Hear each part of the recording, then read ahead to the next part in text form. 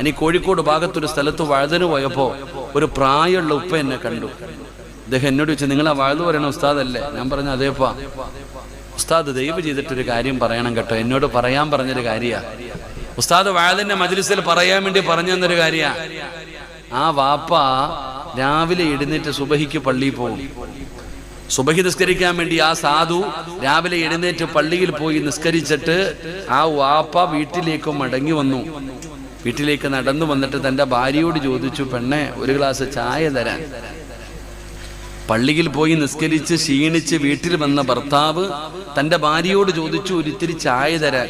അപ്പൊ ഭാര്യ പറയാ, ഞാൻ മജ്ലിസിലിരിക്കുക, കുറച്ചുകൂടെ കഴിയട്ടെ എന്ന്. സുബ്ഹാനല്ലാഹ്. ഓള് വാഴ് കേട്ടോണ്ടിരിക്കുകയെന്ന് പച്ച മലയാളത്തിൽ പറഞ്ഞ. സ്വന്തം ഭർത്താവിന് ഒരു ഗ്ലാസ് വെള്ളം കൊടുക്കാതെ നീ വാഴ് കേട്ടിട്ട് എന്ത് ചെയ്യാനതാത്ത? അങ്ങനൊന്നും വാഴ് കേൾക്കാൻ ആരും പറഞ്ഞിട്ടില്ലല്ലോ. നിനക്ക് വാഴ് കെട്ടില്ല